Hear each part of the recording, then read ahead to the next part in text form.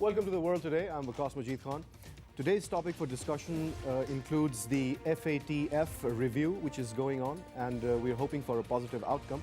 We'll be talking about that in detail, why Pakistan has been put on that grey list, which seems to look at those countries that have weak regulations when it comes to terror financing and money laundering. So we'll be talking about that in detail.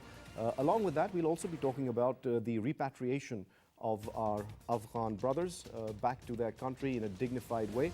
So let's get this conversation started. I'd like to introduce my guests in the studio. Joining me today for the discussion, we have first of all Air Commodore Ghulam Mujadid Saab.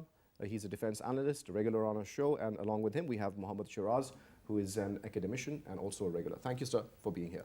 Sir, let's begin this conversation with the fact that it has not yet been decided whether Pakistan has been given a 3-month reprieve, as was tweeted by Khwaja Asif, but it appears that might be the case. How important is it, sir, for Pakistan to avoid being placed on that list?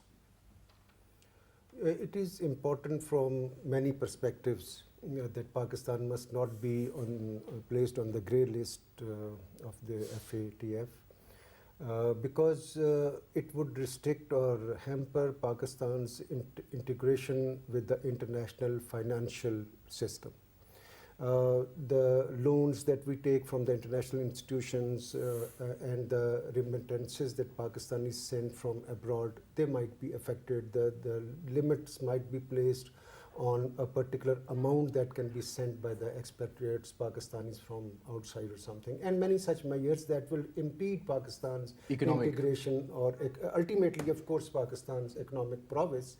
But basically, it's our integration as an active and benevolent member of the international financial system. That is very dangerous and very problematic, It is very sir. crucial for Pakistan's economy. All right, Shiraz, in your opinion now, there's still a bit of confusion whether Pakistan has been given the 3 months reprieve or whether that is still under consideration. If we look at the tweet by the US State Department, they're still reviewing whether Pakistan should be placed on that list or not. The decision is supposed to come out today, but we still haven't got that decision. But it seems, it appears that we might be given a 3-month reprieve. How important is it for Pakistan to make the best use of that time, and whether 3 months is enough for Pakistan to show the results that the international community would like to see? Pakistan has moved ahead, because before US moved its motion into the FATF, Pakistan, right after that motion, Pakistan submitted its own progress on the issue, especially against Jamaat al-Dawa and all these organizations. I think that will have an impact. And in the next 3 months, Pakistan can obviously move on from there, can bring about certain changes, because Pakistan has been making changes. Pakistan was once on the grey list. Yes, from 2009 to 2015. Exactly. And during that time period, Pakistan has shown some progress. That's why it was taken off the list. And the US factor, this time around, it's behaving in a different way. So we have to keep that thing in mind as well. So obviously, Pakistan needs to further, strengthen those measures which it has taken now and in the past as well, because of the fact that that is the only way forward. Russia or China, our supporters, and within that body can hold this pressure to a certain limit eventually, because US, France, Germany, UK, Britain, yes. So these are the major Western countries, at the moment, and it is sorry to see this kind of activity rather than it needs to be done on the monetary terms, on economic terms, and then based on facts, rather than on which is being thrived and pushed and directed based on political likes and dislikes. So I think that needs to be less apparent in such bodies, because that will hamper the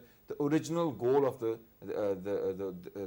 institution or the body which you have created. It will hamper their work and it will be used for other purposes. So that competition needs to be avoided, because that's what we see as the US has trying to reflect a scenario where we are going back to the Cold War, you can say, times, and then the distinction and the the otherwise contradictions which are now appearing at the moment between the East and the West in such organizations and bodies. I think that needs to stop, because Pakistan should not be targeted because of its efforts against terrorism. That's right. Pakistan should not be targeted because of it is, as the scholars and the intelligence reports in US tell, that Pakistan is now sliding towards the eastern camp. Pakistan should not be targeted for those reasons. Pakistan should be encouraged, rather than discouraged in a way. Pakistan should be assisted and helped in this regard, because Pakistan is far away from what the West has achieved, how the tools and devices available to them in order to counter such transactions, So that is important, that they should help support Pakistan rather than moving it the other way around. Don't use it as a political pressurizing tactics on Pakistan to fulfill your regional desires, your regional interests in Afghanistan. So that is not the way forward. That is going to cause a lot of trouble for the war on terror globally. Pakistan has suffered a lot and given a lot in those terms, I would say. Absolutely. When we talk about this latest move, sir, of putting Pakistan on the grey list in the FATF now, there's a perception among certain quarters in Pakistan that it is because the US wants to heap further pressure on Pakistan in alliance with India. So that demonstrates bad faith on the part of the US. That is the perception. Would you agree with that, sir? I think I would take an exceptions to this view and probably would not go along with the main idea. What I advocate and submit is that we need to study the basic mandate of FATF. What is it? What does it do? What is its mandate? And I'm sure everybody knows that FATF is a benevolent body, and it is for the benefit of the country, the international system and its members, that is the countries like Pakistan. Whatever it does, it is to enable the states to take anti-money laundering legislations, regulations and measures, as indeed the anti-terror financing measures, so that the international system is stabilized, and more importantly that country itself contributes positively towards the regime that has been set forth by the international community under UNSC resolutions 1373 that was passed immediately after 9/11, and a prior very important resolution of 1267 that calls for the countries to take measures of finances and other location of the terrorist organization in a particular country, so that it can help the international community to stabilize and can contribute towards clamping down onto the international terrorism. So that is what the mandate of FATF is.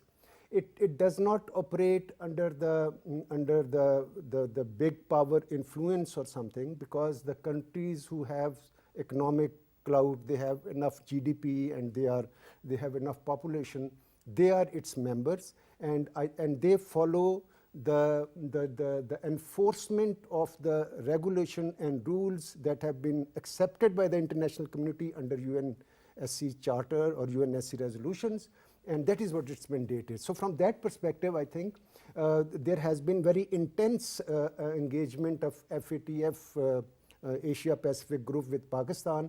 They had suggested certain measures that please take these measures, especially against those entities that have been declared terrorist or so by the United Nations itself. Right. And maybe if we take those measures, then of course what we will do is that we will prove to the international community that we are very sincere against the war against terrorism on behalf of everybody else, and we are a very responsible country. So they have exactly told us what to do. What we need to do is to do those measures, and they are not very difficult. Right, so it is the implementation aspect which is important. And it's also important for us to understand our own role in the global war on terror, especially when we look at the amount of sacrifices that Pakistan has made and the losses that Pakistan has incurred. Just to give you some figures, I think it's important also to mention here that Pakistan has spent 297 billion rupees in the war on terror in the last 10 years.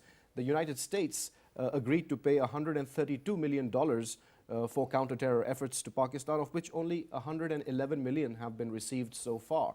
So Pakistan has already been using its own resources to fight the war on terror, but we are still awaiting the reimbursements that were supposed to come. So is being put on the FATF also going to affect those reimbursements that Pakistan is expecting? And what other problems that Pakistan might face if we are put on that list? A lot of problems, I would say, as taking loans, foreign direct investment, your banking sector, each and everything will suffer in that regard. As a whole, obviously, the economy will slow down at the moment, for instance. So they are going to be But is that going to help the war on terror by slowing Pakistan's economy down? War on terror is a political term. As we have differentiated war on terror fought by USA in Afghanistan from what we are doing within Pakistan. You see, there seems to be a disconnect. Even after so many years of fighting this war, there are certain quarters that do say that this is not our war. And then we are obviously made to respond and say that it is our war. We have to win it. Wars, but the wars are different in nature. Because what US is trying to do in Afghanistan, Pakistan has nothing to do with that. And in that regard, Pakistan is also very, in a way, right to say that it's practically impossible for Pakistan to completely stop the cross-border movement of civilians or terrorists in disguise of civilians. So that is a problem. That is an existing problem, and a lot of work needs to be done on that. That's the unfortunate part of FATF or other organizations such. Their mandate is different from what the countries, developing countries like Pakistan, they have a lot of gray areas, gaps, and other issues. So those issues should not be corrected through punishment. Right. They should be corrected through assistance, through encouragement. And then that's why I say that the West, especially United States of America, is using it as a political tool to pressurize Pakistan into obedience of, to surrender their national interest, which is, I think, is not a possibility for Pakistan.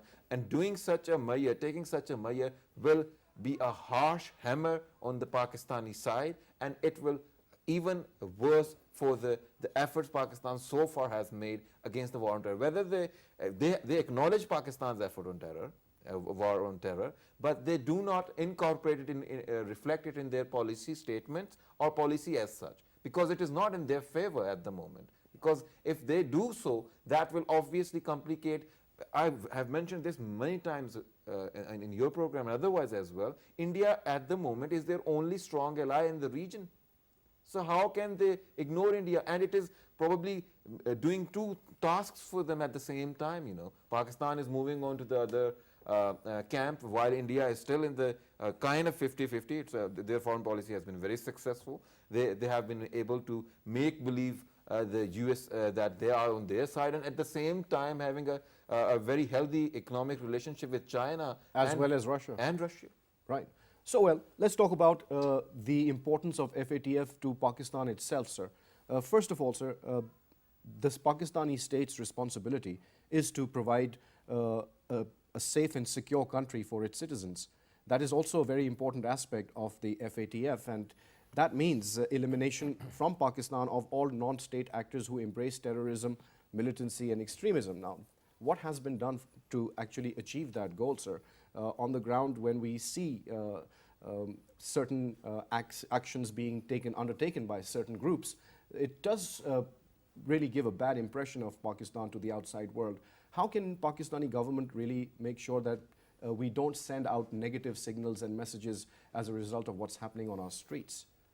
I think if I could point out to the basic questions of today's discussion, it is this very question that you have asked.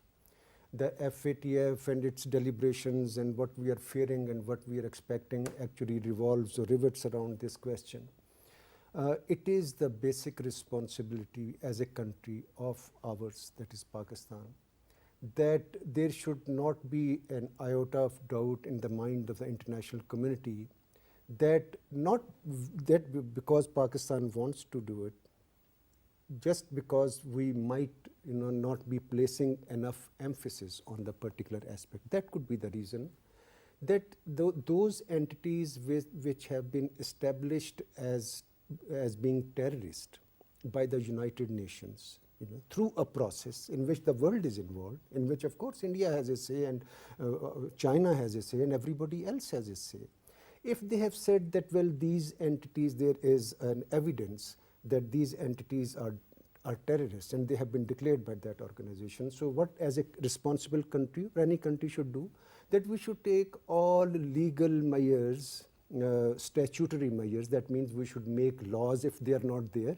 Just get a law passed from the parliament and say that this is Anti-Money Laundering Act or this is Anti-Terrorist Financial Act or something. And then whatever has been designated to be so in Pakistan, take very clear action and convincing action, so that FATF and its affiliate, once they come and evaluate that, well, the implement, and this is what exactly is their job. And they recommend also that please do implement these things in your country and everything will be perfectly fine.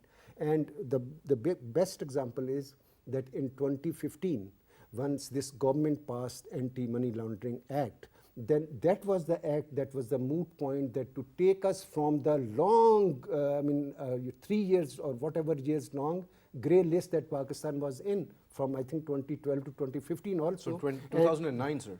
And on 2015, therefore, because of that act and its implementation, we were taken out. This also has not come suddenly. In October last year, once there was a session of the FATF, they said that they warned us that, well, we have these questions, could you please look at this and implement that or something? And once they came here in February, there was a whole lot of discussion and Pakistan did provide the answers or something. But maybe what was felt was that they were not adequate or they were not considered adequate. So I will come back to you that the basic responsibility of the government of Pakistan is to fulfill all those commitments that we as a member of the international community have made with the United Nations organization or with other such forums which are for the betterment of humanity. We must believe in that. We must be, and I mean, it's easy to jump to the oft repeated themes of, war on terror, not our recognition in the war on terrorism. The whole world recognizes what Pakistan has done to counter terrorism in the region. That is not the question. But internally, our maybe regime, legal system needs to be made more robust so that we can control the financial and other aspects of anti-money laundering itself is a destabilizing factor, especially for Pakistan. Right. We are going through this rigmarole again. So those rules for money laundering must be made strong and implemented, and also for terrorism, counter-terrorism, financial regime should also be made strong. It's very important, sir, what you have just explained, because too often the demand that Pakistan should be cleansed of militants and terrorists and extremists is labeled as an extremely externally driven agenda to weaken Pakistan. Now, how can we change that perception, Shiraz? Well, I would say then again, yes, one way of looking at it is definitely the total functional side of such forums or organizations where they totally have a different agenda, and definitely we need to work on that side. Whatever the requirements are, we need to fulfill that. But fine, fair enough, if Pakistan has been able to turn the page around once, it can do it again. That's fine, fair enough. But the important thing is that we need to de-link whatever is taking place in Afghanistan, because this time around it's not about money laundering, it's about terror financing. So that is the difference.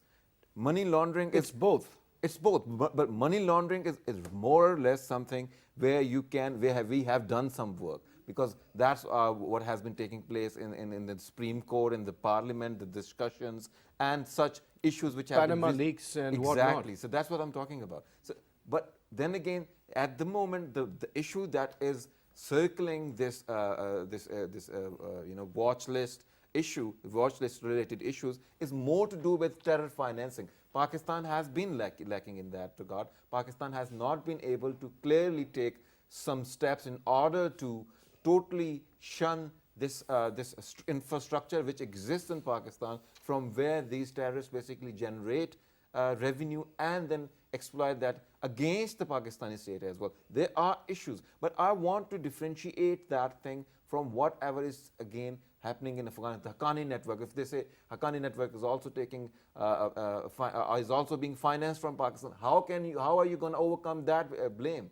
The Afghan Taliban are financing themselves from Pakistan. They are having safe havens over here. So how are you going to do separate that? How are you going to win that trust of the United States of America? So what to do about it is basically strengthen yourself. Obviously, there are certain legal issues and there are certain discrepancies which exist in our system. We need to cover them. At the same time, we have to have a very important and parallel relationship, and we have to take on board the regional powers, because I think now it's time that we should work in the regional context. We should see the globe in the regional context rather than individually trying to, in the bilateral terms. So that is not the century of bilateralism. It is a century of multilateralism. Right. Let's also talk about how important is it, sir, for having, because we've already stated this multiple occasions, that Pakistan has a zero tolerance policy towards all variants of militancy, terrorism and extremism. But how true is that, sir? I think, yeah, as a word of statement, it might be so that Pakistan has zero tolerance policy, and we should have zero tolerance policy against militancy. But let me add, sir, there are offshoots of terrorist groups that are hiding behind charitable and welfare organizations. How will they be taken to task, and why should they be tolerated in the first place? No, I mean, they, of course, a terrorist group in an organized society or in a state like Pakistan cannot declare themselves to be terrorist group and then, function. They will have to have this modus operandi. They would have, exactly, they would have cover names or something else. But then the government is there to detect their intentions. The government has lots of means to know that genuineness of a particular organization.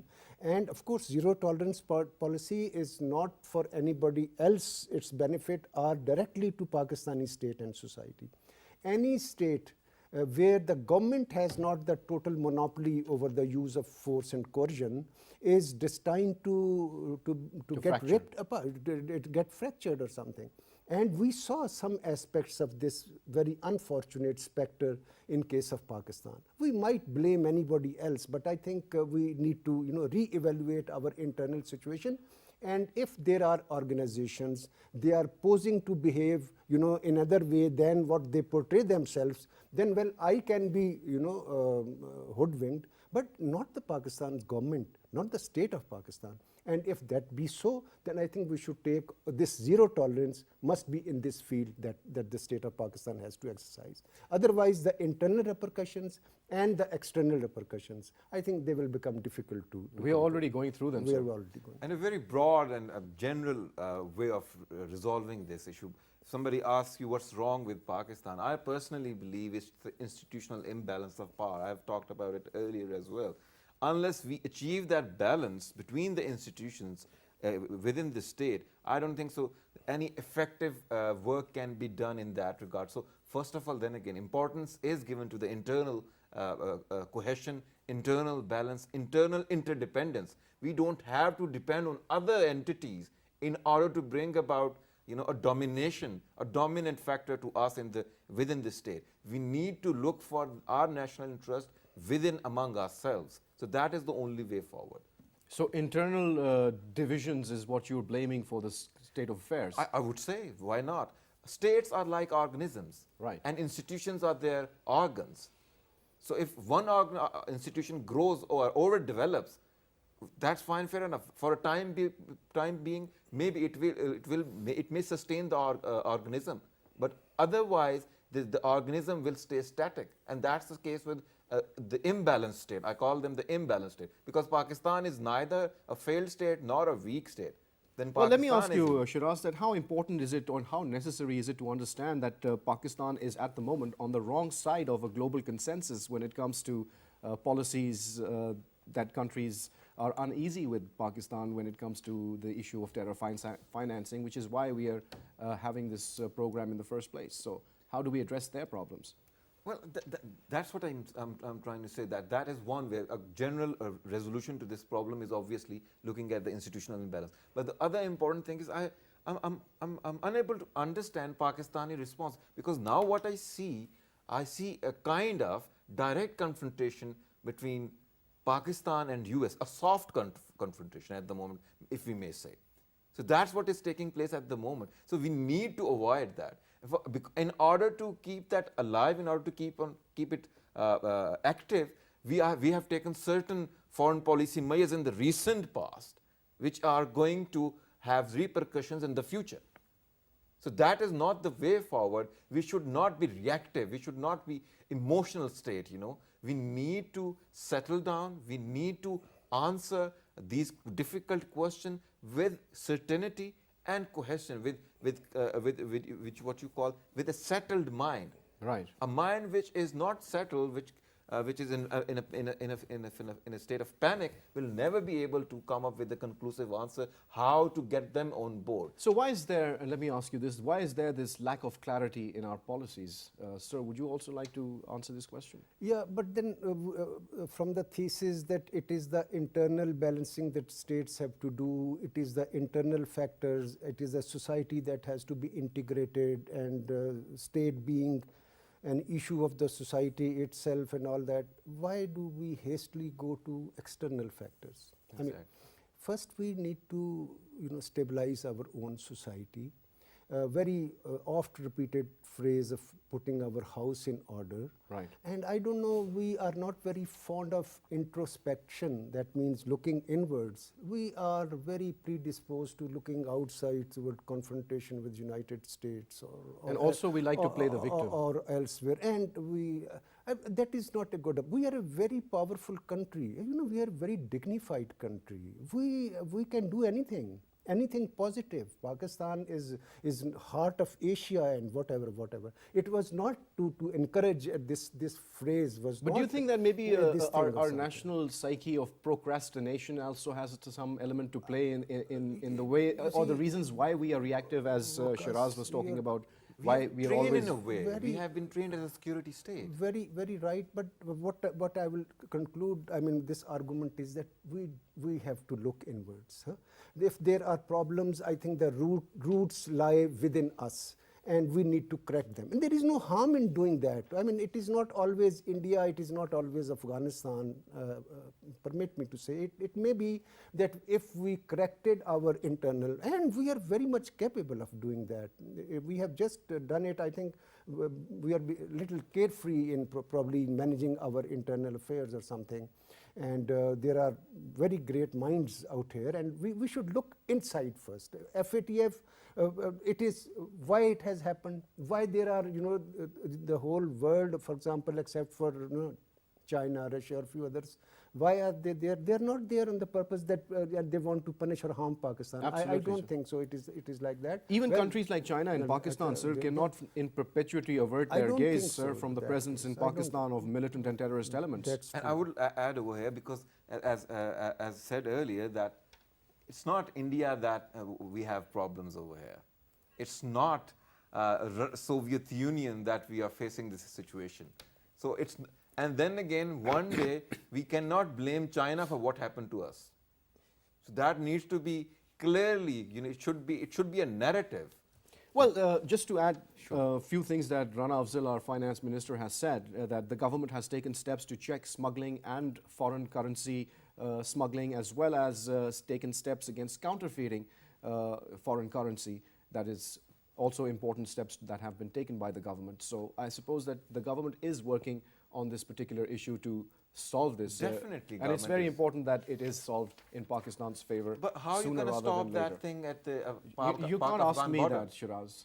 You're No, not I'm allowed to not ask asking- me I'm any just questions. asking the I'm going to minister- ask you a question. Minister the question, how are they going to do that? Well, let's move on to our second topic, which is the repatriation of our Afghan brothers. And I think that's also very important when it comes to Pakistan's fight against terrorism, in support of the global fight against terrorism, because we also find that a large number of terrorists are found hiding among the refugee population in Pakistan, sir. How are we going to address this, sir? It's a very delicate topic, sir. We've talked about it before as well. That's right. It's a very delicate topic. We have hosted them for, I think, 30 30 years or something.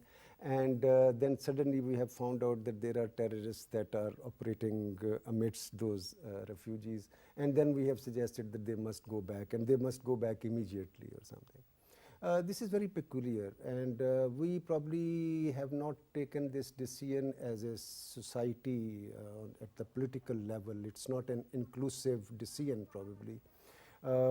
We often talked of knee-jerk reactions from our policymakers or something.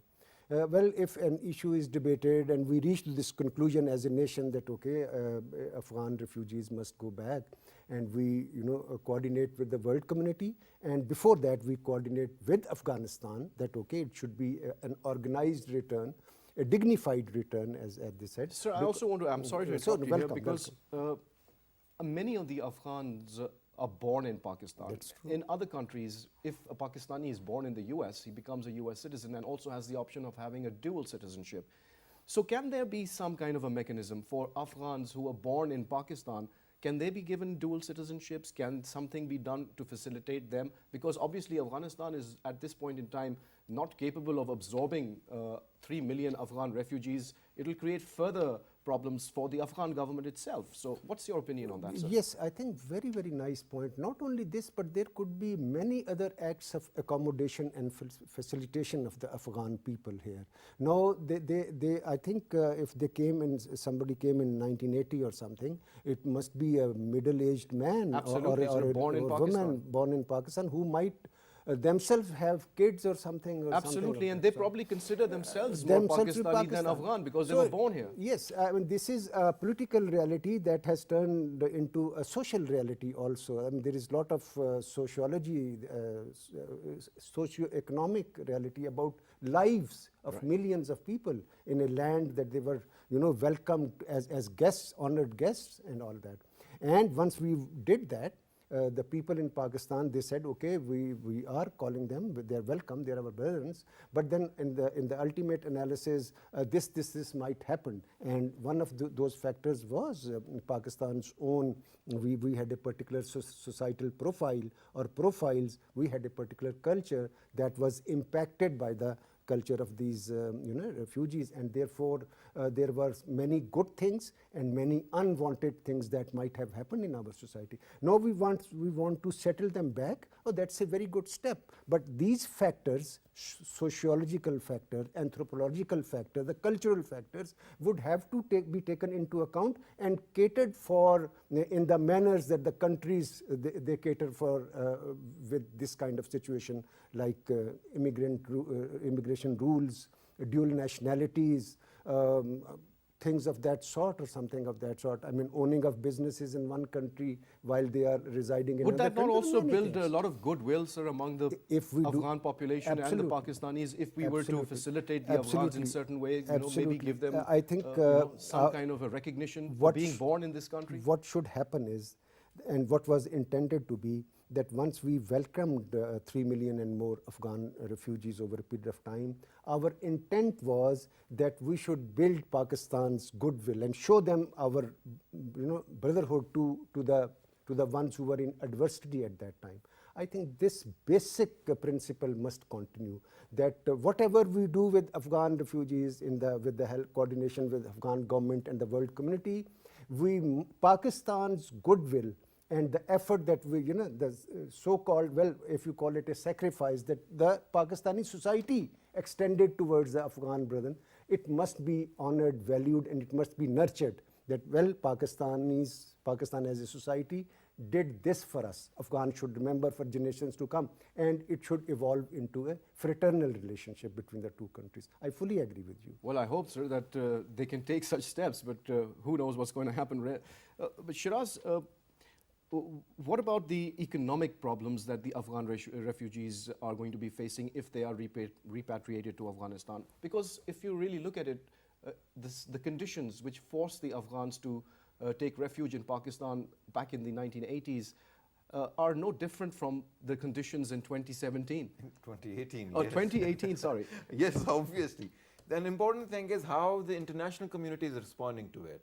Because the UNHCR has half the the repatriation amount. It was No, 400 they've doubled it. I'm sorry to correct you there.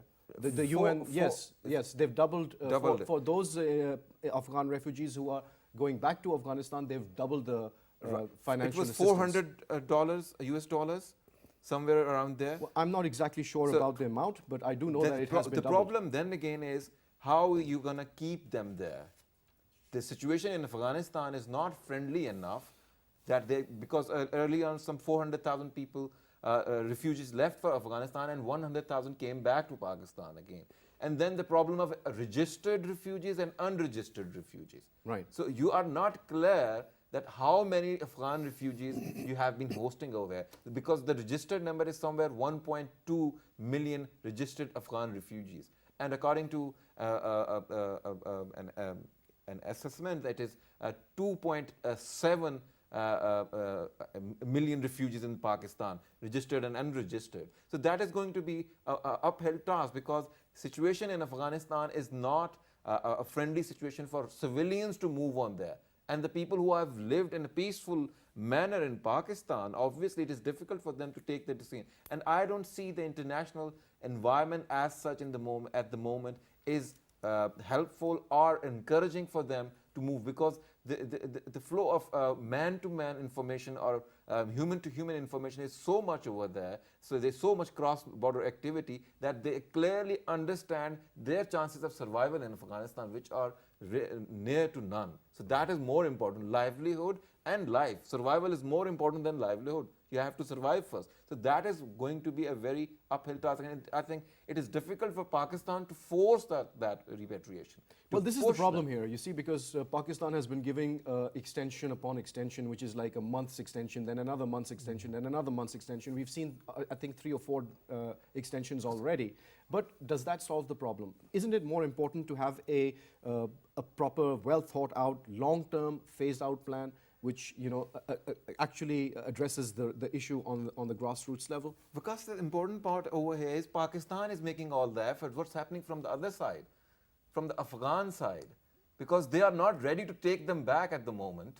At the moment, they are not ready to take them back. So is the case with the United States of America. Pakistan is the only one who's pushing that we want them to go back home in a dignified way. Obviously, we don't want people to go back home and come back as terrorists against to be used against Pakistan. Obviously, so we want a dignified repatriation of these refugees. But then again, the issue is Pakistan only in isolation by itself cannot do. This is such a massive task. Right. They have been here for 3 decades, more than 3 decades, and their number is such a huge number. And if you count the amount of refugees or amount of Afghanis that have traveled from Afghanistan to Pakistan and stayed at least a year or 2, it's going to be more than 3 million.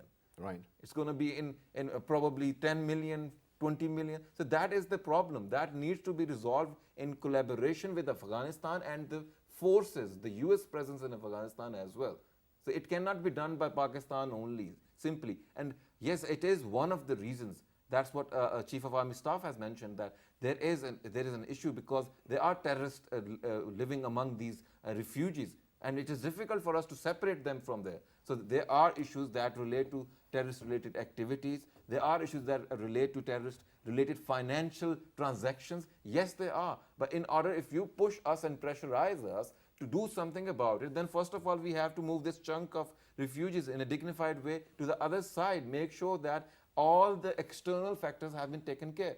But if that's not the case, then I think this pressurizing tactics and this, because on the one side, you see this FATF issue, on the other side, Pakistan responds with moving the refugees. It has been in the process earlier on. But why this all of a sudden, movement of movement of issues and movement and surfacing of issues between the two countries? Why is that taking place? Why they are not supporting each other in a way they were supporting each other earlier on? So this New Year tweet by Donald Trump has changed the situation altogether. Yes, this has made Pakistan to and Pakistan should be more preemptive and get out of that condition which you have mentioned, Playing the victim.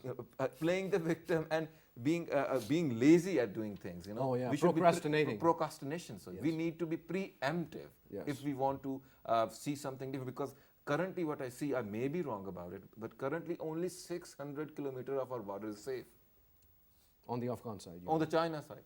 Right. Rest of all of our borders are either they are insecure or they're getting insecure. And with China, it's obviously interest-based. Then again, we cannot blame China for what we have done. Right. Okay, sir. Moving on, one of the concerns that has been voiced over and over again is about the terrorists fighting refuge among the refugees. That is a really important issue of concern to Pakistan. So how do we deal with that aspect? If we are to also, show us our hospitality, show them our hospitality, and also, try to facilitate them with dignity. At the same time, we also have to face the menace of terrorists hiding among them. How do we deal with this, sir? Well, I think at the face of it, it must be looking very complex issue that there are, and it is true, not only terrorists could operate in the guise of the refugees, the drug dealers, all kinds of criminal activities, the sir. criminal gangs and organized crime within this community could also take refuge of the refugees, and that is it. So I would again go back. As a state, we played host to them, so they came and settled. Their settlement was our responsibility. Their tracking and their tracing, their identity was our responsibility. We accepted them in millions, and it is a very long process. And by now, just like we scan and secure our own populace, we should have had the methods. We know where we have ourselves settled them. I hope they didn't go places at their own or something. Well, now they're spread all over the country. They have spread all over the country, but then so is our. Let's take them to be part of, let's say, Pakistan's population from that purpose. They should have had an identity, identity card, and if they had to travel abroad, because they should enjoy all the facilities of freedom or free citizen or something. But of course, under certain constraint that should be laid out. Regulations. They should never have used Pakistani passport. They should never have used our NIC. But they have in the past. But they have. I mean, because I don't know. They have. There are, I think, thousands, if not whatever, NICs that are used by them. So they have practically any crime or any activity that did outside. So what passport, who would they be labeled as Pakistanis, as our people or something of that sort? So that has happened, I think, and it is a very dangerous act. Similarly, there is no doubt that terrorists would also be there amidst them at this particular time, and it is relatively, let's accept it, difficult also to trace them, to track them. There is no doubt about that. But the responsibility is ours in collaboration with international community. Okay, come and help us. So that's where we need their help, sir. We do need their help. So we don't need them to coerce us, and we don't need them to put us or pressurize us. I fully agree with you. That's true. So we'll leave it at that. Thank you very much for sharing your views with PTV World. Well, you heard the conversation, and in conclusion, we always like to say that you may draw your own conclusions from what you heard.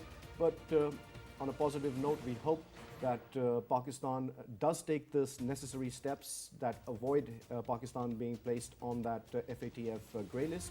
And also we hope that our Afghan brothers are repatriated with dignity. On that note, it's goodbye.